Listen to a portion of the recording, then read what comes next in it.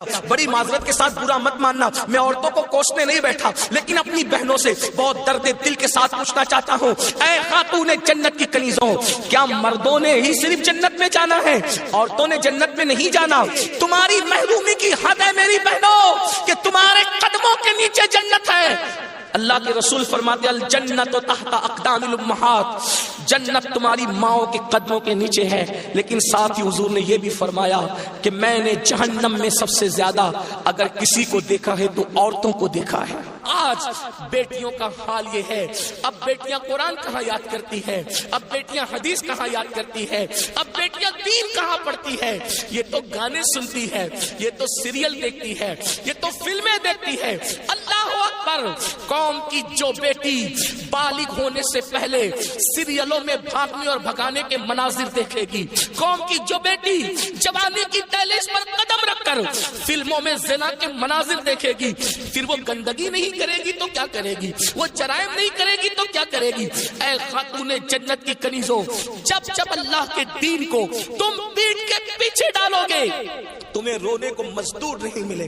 اور آپ جانتی ہیں یہ سیریل اور گندی فلموں کا نتیجہ ہے کہ بچیاں کسی اور کا ہاتھ پکڑ کر چلی جاتی ہیں، معاشرہ اس کو دھتکار دیتا ہے، پھر وہ ایک دو بچوں کا باپ بن کر کے اس لڑکی کو دھوکہ دے دیتا ہے، پھر جب وہ لوٹ کر آتی ہے تو نہ ماں باپ قبول کرتے، نہ بھائی قبول کرتے، نہ خاندان قبول کرتا ہے، اور وہ ظالم تو دھوکہ دے ہی چکا ہے۔ علم کی بات چل رہی ہے، رسول اللہ کی نواسی، جس طرح سے امام حسن کے کان میں، امام حسین کے کان قرآن اگر کسی نے کیا ہے تو وہ سیدہ زینب پاک کی ذات ہے۔ صرف 7 سال کی عمر میں سیدہ زینب نے حافظ قرآن کیا تھا، آپ قرآن کی حافظہ تھی۔ اللہ اکبر! آپ کو حیرت نہیں ہونی چاہیے، اللہ سیدہ زینب نے صرف 7 سال کی عمر میں قرآن کا حفظ کیا ہے، اور قرآن کی اکثر صورتیں آپ نے اپنی امی سیدہ فاطمہ کے ذریعے سے حفظ کیا ہے۔ اللہ اکبر! اور قرآن کا سب سے پہلے درس دینے کا کام کوفہ کی سرزمین پر سیدہ زینب نے کیا ہے۔ یہ رسول اللہ کا خاندان ہے۔ ام المومنین سیدہ عائشہ صدیقہ وہ خاتون ہے کہ اللہ اکبر، عورتوں میں سب سے زیادہ اگر کوئی حدیث روایت کر رہا ہے تو وہ سیدہ عائشہ صدیقہ کی ذات ہے، اور آپ مفتی 4 ملت ہے۔ اصحاب میں جب کسی مسئلے پر اختلاف ہو جاتا تو لوگ کہتے چلو ام المومنین کی بارگاہ میں ان سے پوچھیں گے۔ حیرت کی بات ہے، مردوں کا علم اختلاف اگر کسی کا قول فیصل کی حیثیت سے ختم کرتا ہے تو اسے ام المومنین سیدہ عائشہ صدیقہ کے نام سے جانا جاتا ہے۔ یہ علم ہے، یہ عورتوں کے پاس علم ہے۔ اسی طریقے سے اللہ اکبر، امام جعفر صادق کی بہو ہے، امام جعفر صادق کی بہو ہے، یعنی امام حسین کے خاندان کی بہو اور امام حسن کے خاندان کی بیٹی، ان کو دنیا نفیسۃ العلم کہتی ہے، اور ان کو نفیسہ مصری بھی کہا گیا ہے۔ یہ اپنے شوہر کے ساتھ مدینہ منورہ سے ہجرت کر کے مصر آ گئی تھی، اور جب مصر آئی ہے اور امام جعفر صادق کے علم کی خیرات جب بانٹنے کے لیے بیٹھی ہے تو میری بہنوں آپ کو حیرت ہوگی، حضرت نفیسۃ العلم جسے نفیسہ مصری کہتے ہیں، جب پردے میں بیٹھ کر لوگوں کو قرآن و حدیث کا علم دیتی تو پردے کے پیچھے بیٹھ کر علم حاصل کرنے کے لیے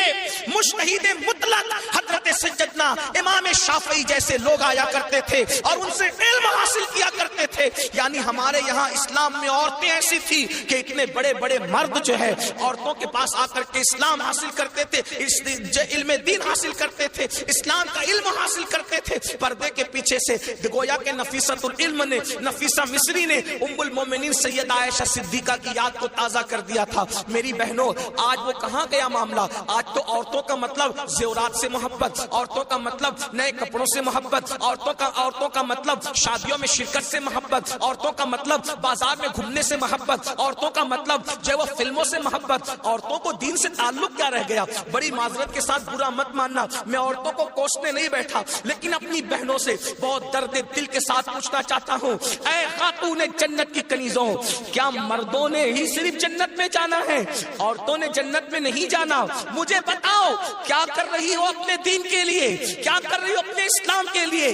تمہاری محرومی کی حد ہے میری بہنوں کہ تمہارے قدموں کے نیچے جنت ہے۔